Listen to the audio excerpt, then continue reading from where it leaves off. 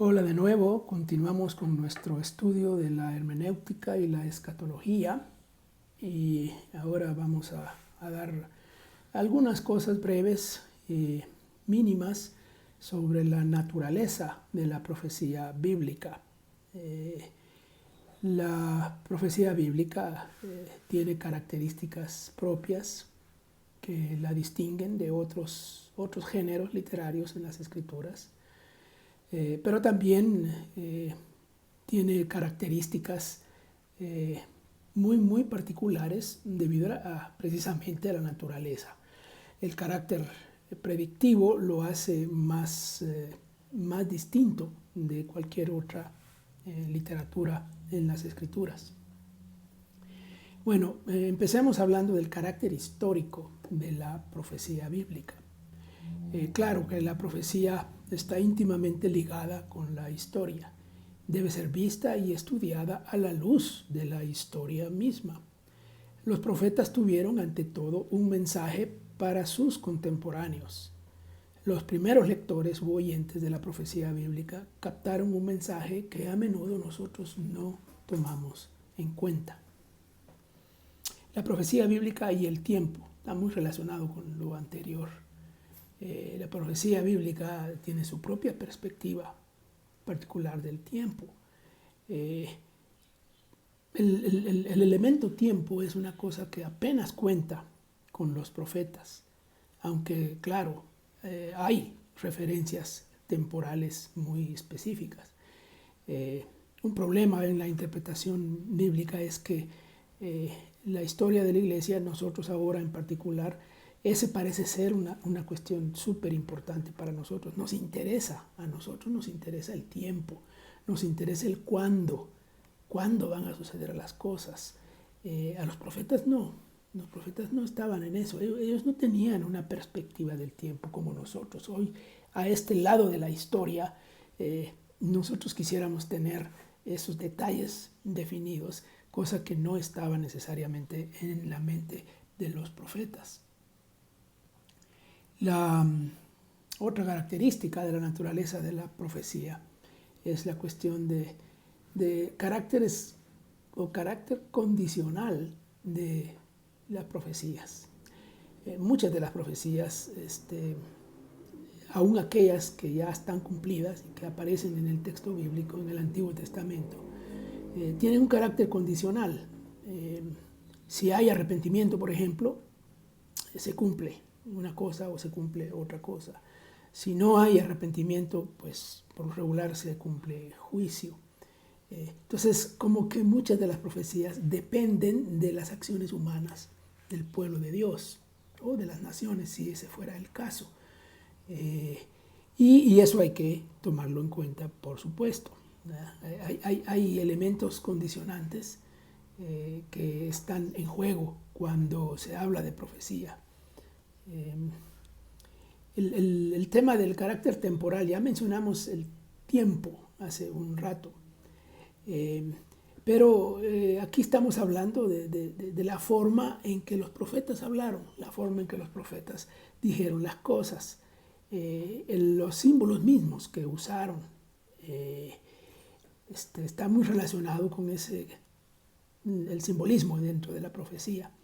Muchos de los símbolos son cosas de la época, son cosas del periodo en que están viviendo los profetas, que nosotros no siempre entendemos bien. El lenguaje simbólico es muy común en la Biblia en general, en todos lados, pero especialmente en la profecía.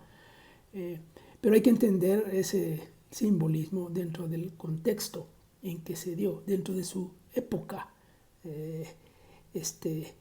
Sus pensamientos, sus ideas, los profetas las expresan en la vida, costumbres de su propio pueblo y de su propia época. Por eso es que tenemos que conocer eso. Ahí está en el principio general sobre la cuestión histórica de la interpretación o del contexto histórico. Tenemos que adentrarnos para tratar de conocer el contexto, la realidad del pueblo de Dios en la época en que el profeta está hablando y de del mundo entonces, del mundo conocido de entonces, porque mucho de la profecía es no solamente limitado al pueblo de Israel en el Antiguo Testamento, sino tiene que ver con las naciones también. Entonces, ¿qué está pasando? Entonces, ese carácter temporal nos interesa. La cuestión trascendental, la profecía tiene un carácter trascendental también. Es decir, va más allá de su época, por supuesto. Hay muchas profecías que no se cumplieron y que van y trascienden el tiempo. Pero los profetas no tienen toda la información, digamos, y todo el panorama del tiempo. Aún un profeta como Daniel, que está hablando de los imperios y de la sucesión de imperios, no necesariamente tiene en mente la situación del cuándo acabará uno, cuándo vendrá el otro. Él está presentando un panorama que trasciende su propia época. Y las profecías mesiánicas, por ejemplo, son así, trascienden su propia época. Los profetas no están viendo todo con la claridad con la que nosotros hoy la vemos, y no se les puede exigir que hicieran eso. Bueno, la profecía y su carácter orgánico, en las notas eso aparece al principio, yo lo dejé al final, porque tiene que ver con esa naturaleza de la profecía que está vinculada con el pasado, el presente y el futuro. Están interrelacionados, como que tiene vida, por eso le llamamos orgánico. Los profetas hablan del pasado, recuerdan al pueblo, recuerdan pues la ley, recuerdan la obra de Dios, recuerdan el plan de Dios, les recuerdan que no se olviden del pueblo, pero sobre todo tiene un mensaje presente, hemos hablado de eso. El mensaje es para la gente que lo está oyendo, es para el presente de siempre. Si es para nosotros, es para nuestro presente. Si era para la gente de aquel tiempo, era para su presente. No es cosa de que sea, aún cuando fuera una cuestión futura, siempre tiene un mensaje presente. Hay un llamado al arrepentimiento, hay una denuncia del mal, especialmente los dos grandes pecados, la idolatría y la injusticia. Sobresalen esos dos siempre. Pero también hay anuncios, tienen que ver con el futuro. Se anuncia juicio, si no hay arrepentimiento, se anuncia juicio inminente y juicio lejano, el día del Señor. Se anuncia restauración, restauración en un sentido nacional y restauración en un sentido global. Se anuncia también, lo más importante, una nueva realidad. O sea, hay un mundo otro, especialmente Isaías, pero no solo él. Es el anuncio principal, la esperanza. Los profetas son inyectores de esperanza. Aunque hablan fuerte, hablan duro, inyectan esperanza. Y en ese sentido nosotros somos también profetas en ese sentido.